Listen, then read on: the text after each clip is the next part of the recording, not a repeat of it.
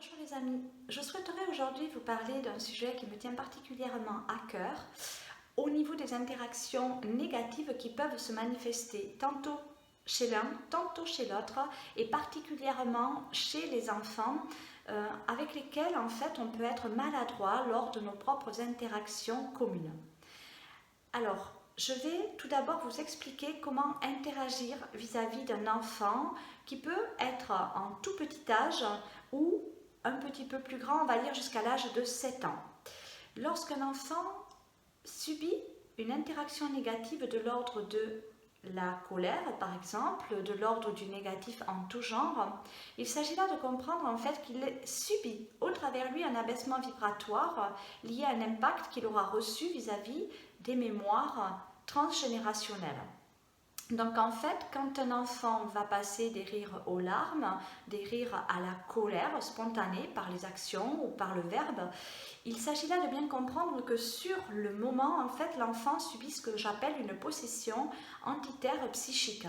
Donc en fait, c'est une entité qui va profiter de son abaissement vibratoire du moment, de ses mémoires vives négatives, malheureusement liées à ce qu'il aura subi dans des vies antérieures ou liées à un patrimoine génétique commun, donc en fait du vécu de la famille d'âme, où il aura subi, ça c'est très important de concevoir le fait que les âmes qui succombent à la tentation par mémoire vive, en fait, liées à nos patrimoines génétiques et vies antérieures, ce sont des âmes qui ont subi. Ce ne sont pas des âmes qui ont commis. Ça, c'est un point vraiment très important à concevoir. À partir du moment où l'enfant va succomber à ses propres mémoires, qui vont soit l'inquiéter, lui faire peur ou le rendre, on va dire, le mettre dans un état de colère par autoprotection, en souci et en quête d'auto-immunité parfaite. Donc, en fait, quand un enfant crie, il va avoir la sensation d'être agressé à nouveau. Donc c'est comme si ses mémoires revenaient à nouveau au travers lui. Et donc, hop, la première défense, autodéfense, en fait, instinctive, pour l'enfant, comme pour l'adulte d'ailleurs, ça va être l'auto-protection par la colère, parce que quand un enfant est en très bas âge, en fait, tout simplement, de 0 à 7 ans, il ne sait pas encore individuellement qui il est, et donc somme toute il va s'exprimer soit par les cris, soit par des actions un petit peu virulentes sur le corps physique, où il va se débattre, où il va s'affirmer en disant le non, non, non. Voilà. Donc premièrement, il vous faut vraiment être conscient en fait que l'enfant qui va manifester ce genre de choses, d'actes négatifs en tout genre, quel qu'il soit, subit au travers lui, premièrement, une connexion à ses mémoires, deuxièmement, il va subir ce qu'on appelle un abaissement vibratoire qui va créer des interactions subconscientes avec des entités notoirement présentes autour de lui qui vont se nourrir de ces émotions négatives. Le but étant de bien comprendre cela, que quand un enfant est dans le négatif quel qu'il soit, ce n'est pas lui. C'est vraiment, véritablement une entité qui prend possession de son psychique, voire même de son corps physique à partir du moment où l'enfant peut devenir virulent, voire taper, vraiment être dans une colère noire, se faire mal à lui-même, etc. C'est une possession qui permet à ces entités de se nourrir un temps donné, le temps que cela dure en fait. Et moins cela va durer, mieux cela va être pour votre enfant et pour vous aussi bien évidemment. Bien vous rendre compte que si vous vous énervez face à un enfant qui est énervé, vous allez commettre une erreur étant donné que vous allez nourrir 2 fois plus l'entité qui est en train de posséder votre enfant et qui est en train de se régaler déjà de lui. Donc si vous-même vous vous mettez en colère, en fait vous allez créer en fait, un double repas pour cette entité-là qui va se régaler doublement. Prêtez bien attention à cela. Prenez de la hauteur à chaque fois que votre enfant va avoir une interaction négative et essayez de le distraire aussitôt. Alors quand ils sont en tout petit âge, utilisez les jouets qu'il aime par exemple, ou tout simplement un objet qui va qui va faire appel en fait à son attention et qui va lui permettre de focaliser son énergie sur autre chose que ces mémoires auxquelles malheureusement il aura intercédé et que ces entités auront intercepté. D'accord. Premièrement, ça peut être ça, mais ça peut être aussi, vous pouvez utiliser des chansons que votre enfant aime, vous-même chanter, parce que votre voix, surtout en tant que maman, mais pour les papas, c'est exactement pareil. Vraiment, n'hésitez pas, votre enfant connaît votre voix instinctivement, même tout petit. Vous pouvez le rassurer même dans son sommeil s'il fait des crises de peur nocturne. Euh, vous pouvez en fait chanter des chansons ou vraiment essayer de dévier son attention sur un autre centre d'intérêt, mais bien plus positif tout simplement.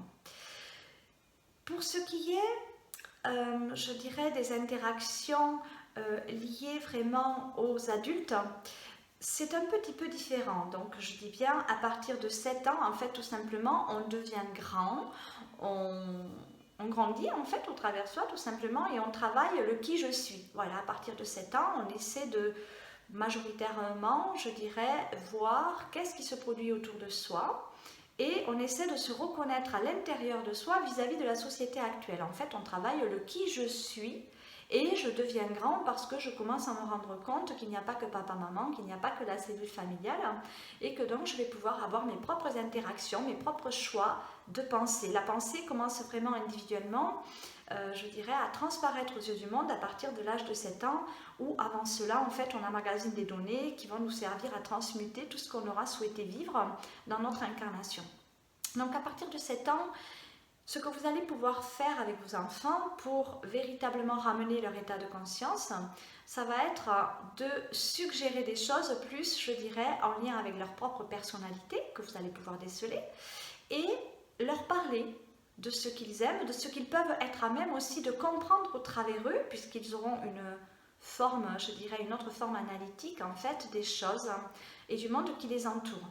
Vous allez pouvoir, à partir de ce moment-là, et jusqu'à la fin de leur vie, puisqu'à partir de 7 ans, c'est un autre système véritablement qui va s'enclencher, vous allez pouvoir amener leur part de conscience en employant, par exemple, des questionnements. Les questionner sur le pourquoi du comment, est-ce que tu es en train de t'énerver, le pourquoi du comment, est-ce que tu es agressif, le pourquoi du comment, du pourquoi est-ce que tu penses négativement de telle ou telle personne, puisqu'à partir de cet âge-là, on peut déjà commencer, je dirais, à se considérer comme étant une victime de la société, ne serait-ce qu'avec les camarades ou les instituteurs à l'école. Ça peut commencer avec notre entourage proche aussi au niveau familial. Voilà, elle m'a fait mal, je suis blessée. Voilà, essayez de poser des questions à votre enfant quand vous sentez qu'il n'est pas bien, en fait, tout simplement, qu'il subit un abaissement vibratoire en tout genre. Vraiment, ramener sa conscience par les questionnements. Voilà, parce qu'à cet âge-là, en fait, les distractions ne vont plus fonctionner comme avec les tout petits, en fait, tout simplement. Donc, il va vraiment falloir poser des bases solides pour aider à la construction massive de cet enfant qui grandit. Et bien évidemment, quand on arrive, par exemple, à l'âge adolescent, où là, on peut être à même de succomber à certaines addictions, où on va vraiment aller regarder nos parts d'ombre précisément. Voilà, vous pouvez vraiment poser des questions sur la nocivité, par exemple, des produits, des toxicités, de tout ce que vous estimez négatif, ou mettre des mots sur l'environnemental, en fait, et sur la société, de ce que votre enfant pourra estimer comme négatif ou pas, pour l'aider à ne pas succomber à la tentation de. Mais je dirais qu'à tout âge, on peut succomber à la tentation à chaque instant. Il suffit d'une pensée négative pour entrer en tentation, donc pour rater la cible. Hein. Attention, quand je parle de tentation, etc., je ne parle pas du tout de religion. Hein. C'est vraiment péché, c'est vraiment rater la cible, donc entrer en tentation, c'est penser négatif tout simplement. Et pour transmuter cela et effectuer ce qu'on appelle une rédemption au travers soi, c'est juste prendre conscience en fait qu'on a agi à mal un temps donné et positiver derrière, transmuter en agissant à bien. Donc en fait, c'est effacer le karma également. Quand on agit à mal, on crée du karma. Quand on agit à bien, on efface le karma. Le karma résiduel, c'est quand il y a une répétition de négatif à outrance. À partir du moment où on s'évertue chaque jour davantage à agir à bien au travers soi, on diminue cette action négative, bien évidemment, au travers soi, on régénère ses cellules et on est de plus en plus en phase avec soi-même, mais notre véritable moi intérieur qui lui se veut d'être positif et en conscience à chaque instant pour se révéler. On ne peut pas se révéler si on n'est pas en conscience, on ne peut que se rebeller. Et ce n'est pas du tout ce qui nous est demandé à ce jour. Alors vis-à-vis des adultes, les personnes vraiment adultes, plus matures dans l'esprit, logiquement, pareil en fait, quand un adulte est en colère après vous, tout dépend du niveau de colère, mais si c'est une colère on va dire aléatoire, vous pouvez prendre du recul dans un premier temps, prendre de la hauteur par rapport à ce qui est en train de se produire, car quand il s'agit d'une colère émise au sein de notre famille, en fait il est compliqué aussi, je dirais, de s'évader à chaque instant. Ça va être aussi l'entraide objective qui est en train de se jouer et comment est-ce que moi je peux interagir le plus favorablement du monde pour aider cet être voilà, qui est en train de se mettre en colère. Alors si moi je perçois qu'il est en colère, que cela m'impacte, je dois aller voir au plus profond de moi quelle est cette mémoire vive qui interagit encore au travers moi et qui me fait succomber à la tentation, puisque si je suis impactée, je vais moi aussi me mettre en colère ou rejeter la colère de l'autre, alors que si je suis en conscience et que je ne suis pas impactée, en fait, je vais me révéler au travers lui, au travers de ses travers à réguler à lui ou à elle.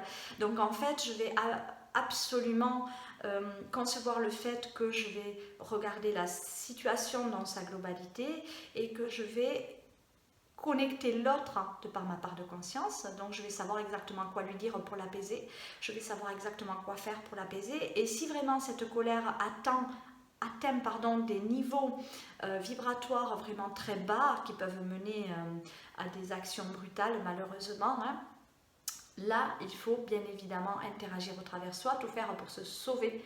Quand je dis sauver, c'est vraiment partir en fait, tout simplement, mais de par un choix propre et respectif. Je veux dire, il ne sert à rien de vouloir apaiser quelqu'un qui est en train de vouloir, par exemple, frapper quelqu'un. D'accord, être dans une violence vraiment interactive, physique. Quand ça passe sur le plan physique et l'action physique, il s'agit là de bien comprendre que le but étant de se sauver et de courir en fait. Dans ma vision, c'est vraiment exactement ce qui m'est donné de voir.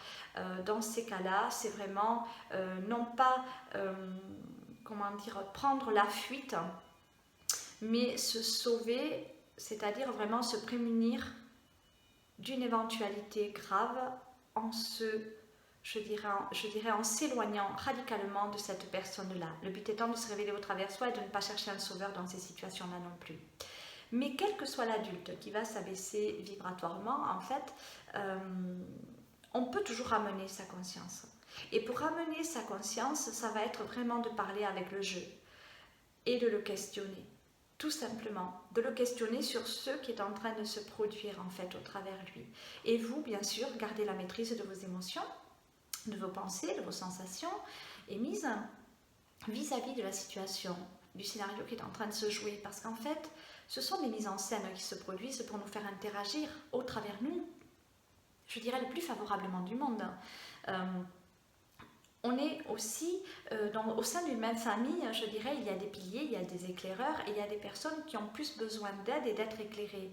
Et donc les personnes qui perçoivent que le négatif est négatif, qui ne succombent pas à la tentation, elles ont un jeu de rôle énorme au sein de leur famille, qui est de les éclairer par la démonstration de l'exemple, donc vraiment maintenir le cap, maintenir notre droiture, ne pas succomber à la tentation, voilà, alors que les personnes qui vont succomber à la tentation font partie de la même famille d'âme et quelque part correspondent à la même vibration sur le moment, puisque si quelqu'un s'énerve et que je m'énerve, je me mets exactement au même niveau vibratoire, alors que le but c'est, ok, je perçois que la personne s'énerve, moi je reste à mon niveau vibratoire et quelque part je vais l'éclairer en démontrant l'exemple et en parlant, je dirais, le plus en conscience que possible.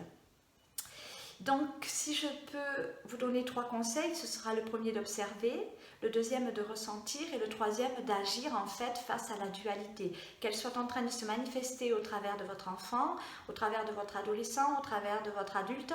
En fait, même vous-même, vous pouvez vraiment vous analyser vous-même personnellement, individuellement. Oula, je suis en train d'avoir des pensées négatives, stop, je dis non aux pensées négatives. Ou alors, oula, j'ai une colère qui est là. Qu'est-ce que cette mémoire ? Qu'est-ce que cette mémoire qui me fait interagir par la colère?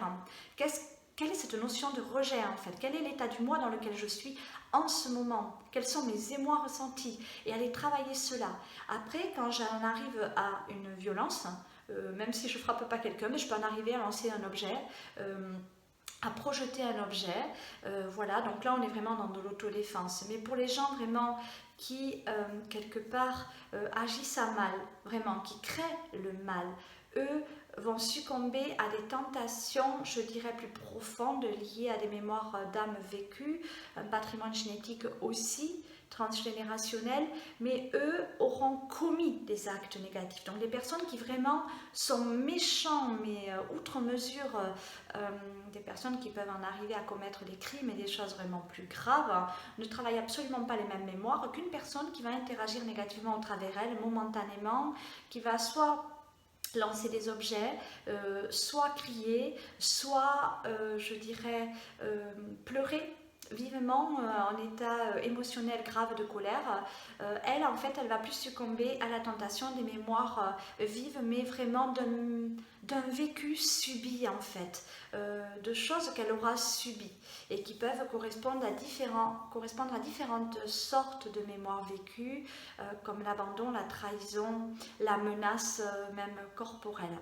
Voilà, ce que je peux vous dire vraiment par rapport à tout cela, c'est de vraiment maintenir le cap, en fait, de ne pas succomber à la tentation au travers vous. Et quand vous sentez, vous pressentez que là, la colère, elle est en train de monter, mais en fait, inspirez profondément l'amour et expirez à l'extérieur de vous toute la dualité ressentie. Je vous embrasse et je vous dis à bientôt pour d'autres vidéos.